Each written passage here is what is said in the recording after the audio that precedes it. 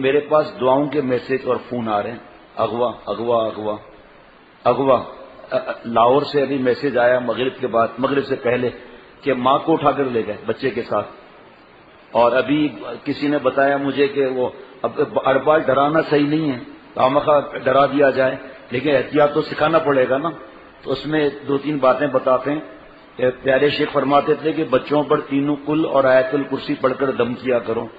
اور دوسرا، ایک صحابی نے عرض کیا نبی صلی اللہ تعالی علیہ وسلم سے کہ مجھے گھر کے بارے میں اور اولاد کے بارے میں، ایمان کے بارے میں وسوسے آتے ہیں، تو نبی صلی اللہ علیہ وسلم نے یہ دعا سکھائی۔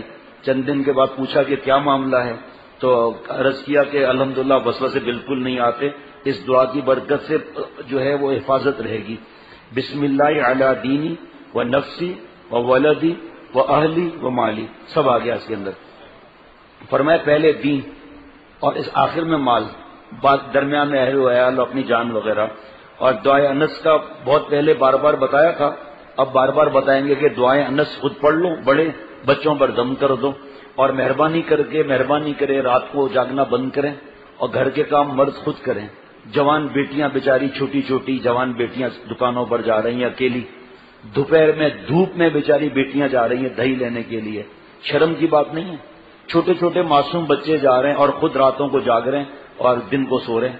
صبح فجر سے پہلے نامحرم عورت اس سے بس والے سے یا وین والے سے بات کر رہی ہے، بچے کو لے کر باہر کھڑی ہوئی اذان سے پہلے، اللہ بچائے پر۔ اب جتنا وقت آگے آئے گا، اب نامحرم کو دیکھنا حرام ہے، گناہ ہے، لیکن اندازہ ہوتا ہے کہ فجر کے وقت لوگ مسجد کے لیے جا رہے ہیں، یہ وین کے انتظار میں کھڑی ہیں، شوہر سو رہا ہے، بیٹا سو رہا ہے فلم دیکھ کر، بھائی سو رہا ہے، اب ماں جوان بہن یا بیٹی یا ماں بیچاری کھڑی ہوئی ہے، باتیں کر رہی ہے اور بدتمیزی کر رہا ہے، کوئی فکر نہیں۔ ابھی ایک صاحب نے بتایا کہ وہ کوئی پتا ہے چنچی بتا رہا تھا یا کیا بتا رہا تھا کہ وہ پیچھے بیٹھنے پر پابندی لگا دی ہے، پتہ نہیں کیا ہے۔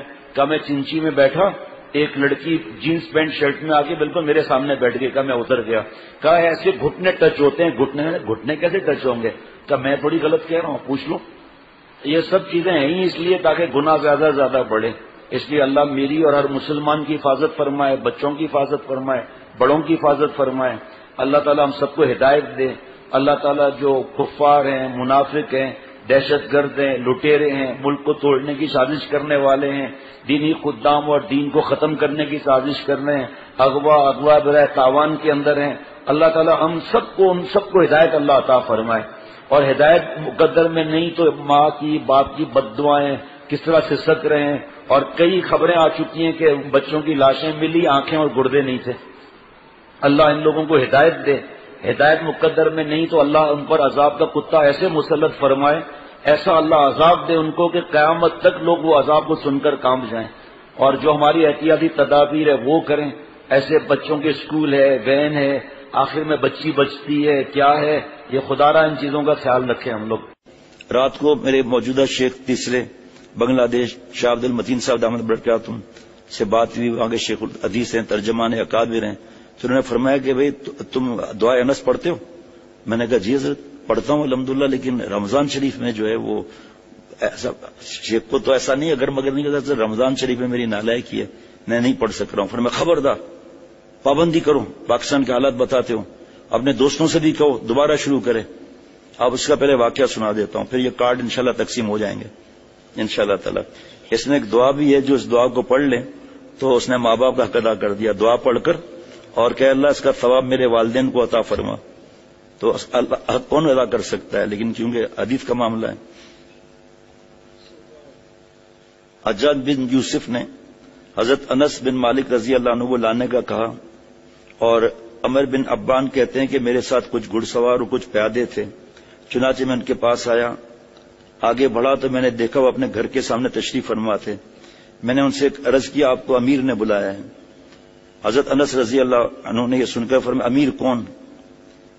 وہ جو پاسبان تھا، جو گارڈ تھا، جو بھی تھا، میں نے عرض کیا حجاج بن یوسف امیر ہے، یعنی سردار ہے۔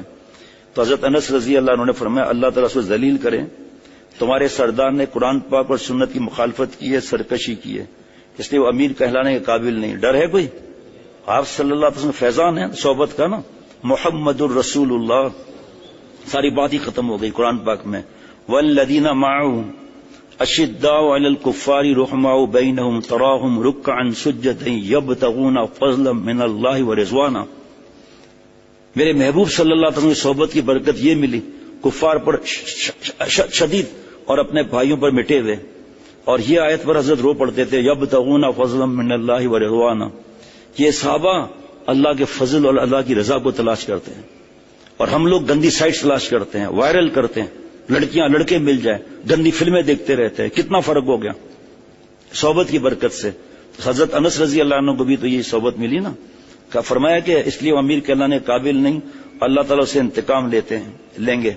قربان کہتے ہیں میں نے کہا اب ہمارے ساتھ چلیں، تو حضرت انس رضی اللہ عنہ ساتھ چل دیے. جب حجاج کے پاس آئے تو حجاج نے پوچھا کیا آپ حضرت انس بن مالک ہیں رضی اللہ عنہ؟ فرمایا جی ہاں میں ہی انس بن مالک ہوں رضی اللہ عنہ. حجاج نے کہا کیا تو وہ شخص ہے جو ہمیں برا بھلا کہتا ہے، بددعائیں دیتے ہیں؟ فرمایا جی ہاں. یہ تو میرے اور تمام مسلمانوں پر واجب ہے، کیونکہ تو مسلمانوں کا دشمن ہے. تو نے اللہ کے دشمنوں کی عزت افزائی کی اور اللہ تعالیٰ کے دوستوں کو رسوا کرنے کی کوشش کی ہے، اور کتنے انہوں نے شہید کیے کاٹ کاٹ کے جسم. صحابہ رضوان اللہ علیہم مجین کو الگ بات ہے، لیکن بزرگ فرماتے ہیں ہم گالی نہیں دیں گے، بس خاموش رہیں گے. یہ جا کے برے برے جملے نہیں کہیں گے، اللہ جانے. حجاج نے کہا کہ کیا تجھے معلوم ہے میں نے تجھ کو کس لیے بلایا ہے؟ فرمایا نہیں معلوم. حجاج نے کہا میں نے تجھے رسوا کر کے قتل کرنے کے لیے بلایا. حضرت انس رضی اللہ عنہ نے فرمایا اگر میں تیری بات پر یقین رکھتا کہ موت تیرے ہاتھ میں، اگر میں تیری بات پر یقین رکھتا تو اللہ کو چھوڑ کر تیری عبادت کرتا. ہے کیسے جملے. مجھے رسول اللہ صلی اللہ علیہ وسلم کے فرمان پر کوئی شک نہیں ہے. آپ صلی اللہ علیہ وسلم نے مجھے ایک دعا سکھائی ہے اور فرمایا تھا کہ جو کوئی شخص صبح کے وقت یہ دعا پڑھ لے گا اس کو کوئی شخص تکلیف پہنچانے پر قادر نہ ہوگا جناب، اور نہ کسی کو اس پر قابو ہو سکتا ہے. اور میں آج یہ دعا پڑھ کر آیا ہوں. حجاج نے کہا آپ وہ مجھے دعا سکھا دیں. فرمایا تو اس کا اہل ہی نہیں. حجاج نے کہا ان کو جانے دو. جب حضرت انس رضی اللہ عنہ وہاں سے نکلے تو دربار نے حجاج سے پوچھا آپ نے کئی دنوں سے ان کو تلاش کر رہے تھے، اب جب آپ نے ان کو پا لیا تو کیوں چھوڑ دیا؟ تو حجاج بن یوسف نے کہا کہ اللہ کی قسم ان کے کندھوں پر 2 شیر دیکھ رہا تھا. جب میں ان سے گفتگو کرتا ہوں میری طرف لپکتے جیسے مجھ پر حملہ کرنا چاہتے ہوں، اور اگر میں ان کے ساتھ کوئی برا سلوک کرتا تو میرا کیا حال ہوتا. پھر حضرت انس رضی اللہ عنہ کے وفات کا وقت آیا، جب قریب آیا تو انہوں نے وہ دعا اپنے بیٹے کو سکھلا دی. یہ ہے یہ تمام آفات سے حفاظت کا یہ دعائیں. ایک دعائیں برائے حفاظت مدینہ شریف میں.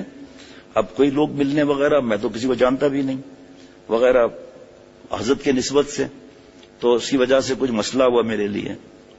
کچھ انٹیلیجنس کے لوگ آ گئے تو مفتی نعیم صاحب نے یہ دعا پڑھی جس سے نظروں سے اوجھل ہو جاتا ہے معاملہ، اور میں ان کے سامنے سے نکلتا ہوا چلا گیا. پھر مفتی نعیم صاحب نے فرمایا میں دعا پڑھ رہا تھا اس وقت یہ دعا ہے. اس کے بعد دعائے انس جو یہ بات ہوئی، اور اس کے بعد مصائب اور حادثات سے حفاظت کی دعا. حضرت ابو درداء رضی اللہ عنہ فرماتے ہیں کہ میں نے رسول اللہ صلی اللہ علیہ وسلم کو ارشاد فرماتے ہوئے سنا کہ جو شخص ان کلمات کو صبح کے وقت پڑھ لے گا تو شام تک اس کو کوئی مصیبت نہیں پہنچ سکتی. گھر والوں کو بھی سکھائیں چوری ڈاکہ وغیرہ، اور شام کو پڑھ لے تو صبح تک اسے کوئی مصیبت نہیں آ سکتی. پھر سیدنا ابو ذر غفاری رضی اللہ عنہ کے الہامی دعا جس کی وجہ سے وہ فرشتوں میں مقبول ہو گئے، یہ دعا ہے ماشاءاللہ. اور والدین کو ایصال ثواب کا تو میں نے بتا دیا آپ کو کہ عمدۃ القاری میں ہے یہ. اور یہ کہہ دے کہ یا اللہ، بخاری شریف کی شرح میں ہے کہ جو شخص ایک مرتبہ مندرجہ ذیل دعا پڑھے اس کے بعد یہ دعا کرے کہ یا اللہ اس کا ثواب میرے والدین کو پہنچا دے، تو اس نے والدین کا حق ادا کر دیا. لیکن میں جاہل نہیں بنوں گا، میرے تو ماں باپ نہیں ہیں، لیکن میں جاہل نہیں بنوں گا کہ دعا پڑھ کے بس ماں باپ سے لڑتے رہو، ان کی خدمت نہ کرو، آنکھیں دکھاتے رہو. ایسا نہیں ہے، عمل بھی ساتھ میں چاہیے. ایسا نہیں. یہ زیادہ تر تو یہ زندہ کو بھی ایصال ثواب کر سکتے ہیں، لیکن زیادہ تر تو یہ کہ اللہ کے بعد چلے گئے. اب نالائکیاں جو کی تھی اللہ اپنی رحمت سے اپنے کرم سے ہم پر فضل فرما لیں گے. اوروں کے لیے چاہیے تو وہ بھی لے سکتے ہیں. اس کے موجودہ حالات میں میں آپ کو کئی واقعات سنا سکتا ہوں. پل پر ایک ہی بتا دوں گا بس. پل پر جو ہے گاڑی پھنس گئی، دوست ہے فیکٹری اونر ہیں، اور دیکھا کہ سامنے سے لوٹتے ہوئے چلے آ رہے ہیں. اس نے دعائے نس پڑھی نہیں تھی، جلدی سے ڈیش بورڈ سے نکالا، اس سے آگے گاڑی تک پہنچ چکے تھے، دعائے نس پڑھنا شروع کر دی. وہ آئے وہاں پر ناک کی نے شیشہ کھولا، دیکھا کہ جاؤ. ایسے کئی واقعہ سنا سکتا ہوں میں. ہمارا تو ایمان ہے بھائی، اگرچہ کمزور ہیں، اس ایمان کے ساتھ پڑھیں گے، گھر والوں کو بھی سکھا دیں گے. بچے گھر سے باہر جاتے ہیں، ہماری اولاد جاتی ہے کسی کام وغیرہ سے، تو ان کی عادت بنا لیں. اور آپ لوگوں کو تو آسان ہے، موبائل میں ڈال دیا، ماشاءاللہ کوئی مسئلہ ہی نہیں. اللہ تعالیٰ ہم سب کو اللہ والا بنائے. چین، سکون، اطمینان اللہ تعالیٰ کے ہاتھ میں ہے. اللہ تعالیٰ وہ سب اعضاء سے خوش کریں گے تو انشاءاللہ مجھے بھی چین، سکون، اطمینان مل جائے گا. ربنا تقبل منا انک انت السمیع العلیم. یہ جو دعا پڑھ لینا تکبر نہیں آئے گا. سبحان ربک رب العزت عما یصفون والسلام علی المرسلین والحمد للہ رب العالمین. جو اس کو پڑھ لیں، اب معرف القرآن تفسیر میں لکھا ہے کہ حضرت علی رضی اللہ عنہ کا قول ہے کہ جو چاہے کہ آخرت میں مجھے بھرپور پیمانے سے کچھ ملے، اس دعا کا معمول بنا دیں. کسی بھی مجلس سے اٹھتے ہوئے یہ پڑھ لیں. السلام علیکم ورحمۃ اللہ وبرکاتہ.